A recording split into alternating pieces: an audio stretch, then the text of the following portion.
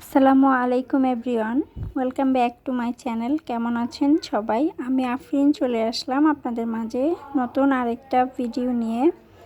আজকে আপনাদের সাথে শেয়ার করব আমার বাসার এক্সস্ট ফ্যানটাকে আমি যখন অনেক বেশি তেল চিটচিটে হয়ে যায় তখন কি করে সহজে অল্প সময়ে পরিষ্কার করে থাকি। আর আপনাদেরকে একটা টিপস দিচ্ছি, আমার এক্সস্ট ফ্যানের যে সাইডটা আছে ওটা কিন্তু অনেক তেল চিটচিটে হয়েছে, আপনারা দেখতেই পাচ্ছেন। তো এই তেল চিটচিটেগুলোকে আমি একটা ছুরির সাহায্যে হালকা করে ঘষে কিন্তু উঠিয়ে নিচ্ছি, এতে করে আমার বেশি সময় লাগবে না। আপনারা চাইলে চামচ দিয়েও উঠাতে পারেন বা ছুরি দিয়ে, তবে আমার এই ছুরিটা কিন্তু ততটা ধার ছিল না, জন্য এটা খুব সুন্দর করে উঠে যাচ্ছে। ধারালো ছুরি হলে কিন্তু ক্র্যাশ খাওয়ার সম্ভাবনা আছে, কোনো দাগ হতে পারে। তো ধারালো ছুরি ছাড়া আপনারা চেষ্টা করবেন এটাকে পরিষ্কার করার। তো যতটুকু উঠানো সম্ভব ছিল তেল চিটচিটে আমি কিন্তু ছুরির সাহায্যে উঠিয়ে নিয়েছি। এখন মাত্র 4টা উপকরণ দিয়ে আমি একটা মিশ্রণ তৈরি করব, আর মিশ্রণটাকে দিয়ে তারপরে যে বাকি অংশগুলো আছে ওইগুলোর মধ্যে আমি লাগিয়ে দেন 15 কি 10 মিনিটের মতো অপেক্ষা করব। পরে আমি এটাকে ওয়াশ করে নেব। 4টা উপকরণ নাম হলো লেবু, vinegar, baking soda, Surf Excel. আপনারা সার্ফ এক্সেল ছাড়া অন্য কোনো পাউডারও দিতে পারবেন, যে কোনো পাউডার আপনারা ব্যবহার করতে পারবেন। যাদের বাসায় ভিম লিকুইড আছে তারা ভিম লিকুইডও ব্যবহার করতে পারবেন। আমার বাসায় ভিম লিকুইড এই মুহূর্তে নাই, এই জন্য আমি সার্ফ এক্সেল ব্যবহার করতেছি। আমি এখানে সবগুলো উপকরণ 1.5 চামচ করে নিয়েছি। এখন আমি এটাকে মিক্স করে নেব। মিক্স করে এক্সস্ট ফ্যানের যে উপরে জালিটা আছে এটার উপরে আমি ব্রাশের সাহায্যে লাগিয়ে নেব। লাগিয়ে আমি এটাকে 10 থেকে 15 মিনিট রেখে দেব, তারপরে আমি পরিষ্কার করে নেব।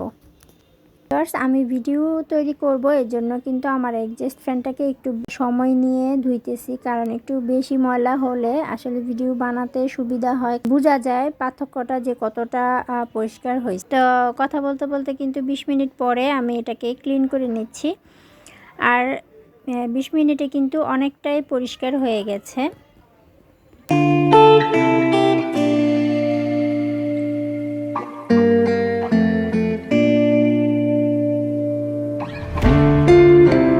আমার কিন্তু 50% মোটামুটি পরিষ্কার হয়ে গেছে। এখন যে জালির যে ভিতরের সাইডগুলো তেল চিটেগুলো বসে আছে ওইগুলো আমার হাতে উঠানো যাচ্ছিল না। এখন আমি ছুরি দিয়ে এগুলোকে উঠিয়ে নিচ্ছি, এতে করে কিন্তু অনেকটা ইজি হয়ে গেছে। তো ছুরি দিয়ে যেগুলো সম্ভব হয়েছে উঠিয়ে নিয়েছি, আর পরে আমি ব্রাশ আর জালির সাহায্যে এটা পরিষ্কার করে নিচ্ছি।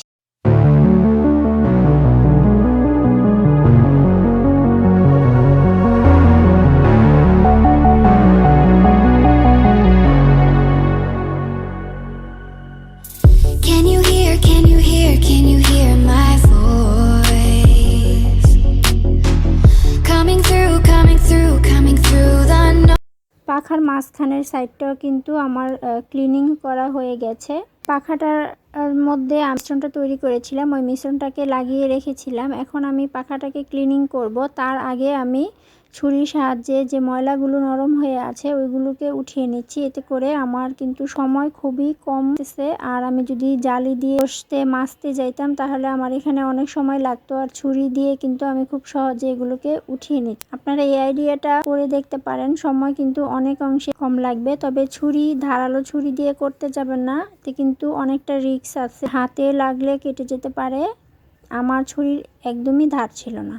এক্সস্ট ফ্যানের 80% কাজ কিন্তু কমপ্লিট হয়ে গেছে, আর বাকি কাজটা আমি করে নেব। এখন ফ্যানের যে বোর্ডটা আছে ওটার মধ্যে আমি আগেই একটু মিশ্রণ লাগিয়ে রেখেছিলাম, ওটাকে আমি একটু ঘষে নিই। তো অনেক সুন্দর পরিষ্কার হয়ে গেছে। তো এটাকে আমি মুছে নিচ্ছি, আর সাথে সাথে মুছে দিলে কিন্তু তেল চিটচিটেটা আবার বসতে পারে না। আর এই সাইডগুলোতে কিন্তু হাত বা জালি দিয়ে পরিষ্কার করা যায় না, জন্য আমি এটা ব্রাশ দিয়ে পরিষ্কার করব। আর ফ্যানের যে সাইডে দেয়ালটা আছে ওটাকে আমি সার্ফ এক্সেল দিয়ে পরিষ্কার করে নিয়েছি। আসলে আমার ফ্যানের যে সাইডটা আছে ওটা দিয়ে ধোয়া দেয়ালে লেগে যায়, জন্য দেয়াল নষ্ট হয়ে যায়। তো এখন হচ্ছে ব্রাশের সাহায্যে আমি যে সাইডগুলো আছে ওগুলোকে পরিষ্কার করে নিচ্ছি। আর সাথে দেয়ালটাকে পরিষ্কার করে নেব। এক্সস্ট ফ্যান দিয়ে বাইরে তেমন করে ধোঁয়া বের হয় না, রুমের ভিতরেই থেকে যায়, এজন্য দেয়ালটা নষ্ট হয়ে যায়।